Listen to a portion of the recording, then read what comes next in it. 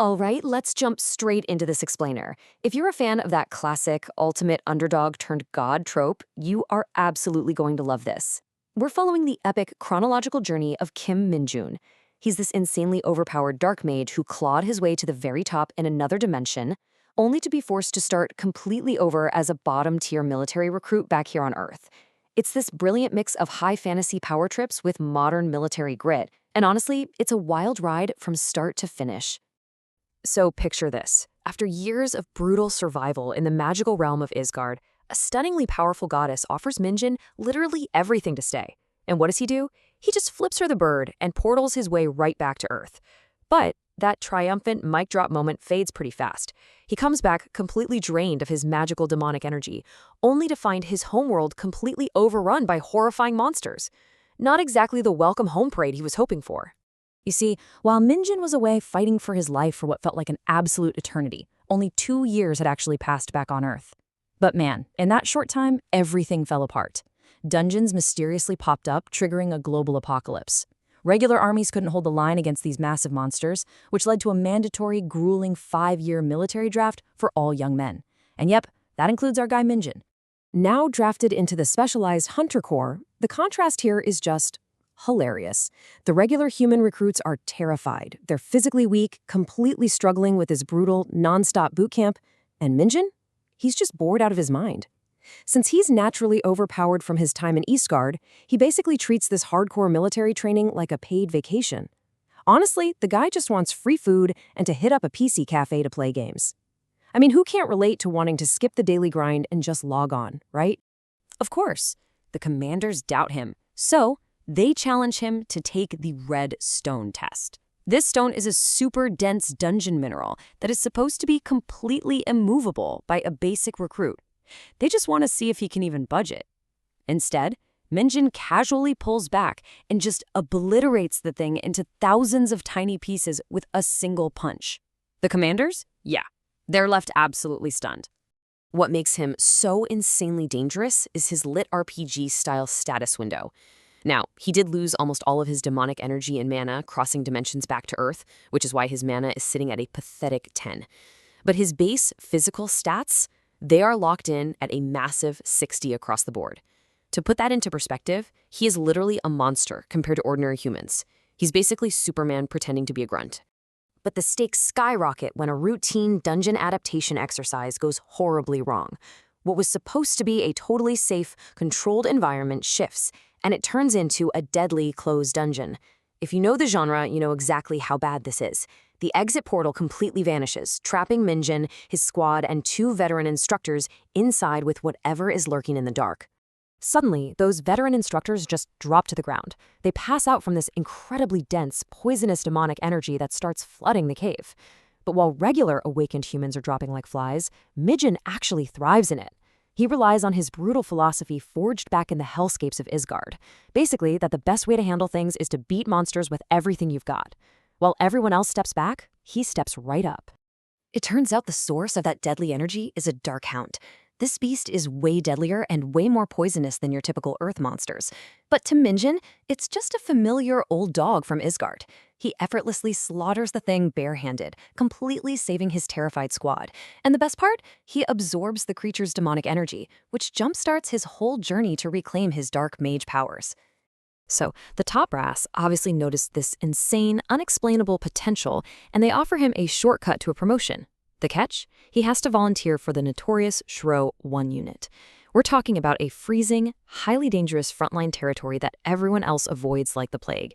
But for Minjin, this isn't a punishment. It's a buffet. It's the absolute perfect place to farm endless monsters, game the system, and get his lost power back.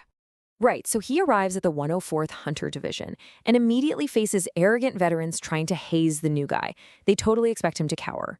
Instead, Minjun shuts them down instantly with these ridiculous feats of physical strength. I mean, he's doing upside-down one-finger push-ups like it's a casual morning stretch. He's completely unfazed and honestly just annoyed by all the military bureaucracy. It is incredibly satisfying to watch him brush these guys off. Naturally, this leads to some major ego clashing. A petty corporal named Guani challenges Minjun to a special shooting drill, and they actually bet their hard-earned military salaries on it. The corporal sets a pretty decent benchmark, clearing 2 standard monsters in 2.5 minutes. But Minjun's run takes a completely unexpected and highly dangerous turn.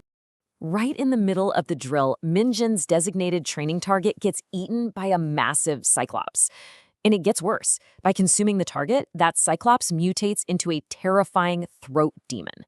This is a nightmarish monster that actively regenerates these deadly, glowing, blade-like weapons from its severed limbs every single time Minjun breaks them. But here is the crazy part. It takes Minjun exactly 1 furious release of his demonic aura to completely stop this regenerating beast cold. Just 1. Mostly just annoyed that this thing is taking up his dinner time, he unleashes his terrifying dark presence, freezes the monster in its tracks, secures the win, beats the clock, and utterly humiliates that corporal. And the action literally never stops. Shortly after that, a massive emergency alarm blares across the base. A huge swarm of medspats, these terrifying child-sized monsters that literally breathe fire, have shown up and are directly attacking a highly volatile military oil depot. This is literally a worst-case scenario. 1 stray spark, and the entire base is going up in flames. While the veteran squad completely panics, totally terrified to fire their guns and accidentally cause an explosion, Minjun just sighs. He grabs an electric baton from a shaking soldier and massacres all 30 of these fire-breathing bats entirely by himself. He's leaping into the air, moving like a blur, and handling the crisis before the commanders even realize what's happening. I mean, the kill count is 30-0. It's not even close. This right here brilliantly illustrates his lit RPG growth system in action. By absorbing all that raw demonic energy from those 30 bats, he rapidly levels up, unlocking his old abilities like Night Steps and Dark Arrow. Plus, for single-handedly saving the entire base, the military gives him an unprecedented double promotion, straight to sergeant. He sets a new historical record and absolutely shatters the rules of Earth's military hierarchy. Now, you'd think he'd want to just kick back and relax during his brief military leave, right? Nope. Instead, Minjun sniffs out a secret underground dungeon hidden right in a civilian sector. He literally kicks the warning signs out of the way and dives straight into the darkness, only to find himself face to face with a massive, terrifying horde of undead monkeys. Guys, it is a complete and utter massacre. Using a devastating combo of his newly unlocked black arrows and a massively powerful demonic energy explosion, he just slices through the undead horde. He finally reaches the boss, this huge one-eyed monkey king, and slaughters it without breaking a sweat. He treats this deadly, hidden dungeon like it's a casual Sunday stroll. It is so fun to watch just how ridiculously overpowered he is. And since he cleared the dungeon way beyond its original projected limits, the system kicks in with a special bonus reward. It offers him 3 legendary boss skills to choose from: Monkey King, Death Lord, and the highly coveted Instant Movement. Remembering a really powerful demon he fought back in his past life, he goes with Instant Movement. But getting it isn't a walk in the park. He has to endure this agonizing, body-breaking pain just to force the skill to adapt to his human body. But he survives this incredible test of resilience, breaking right past the traditional limits of a dark mage and becoming completely, terrifyingly overpowered.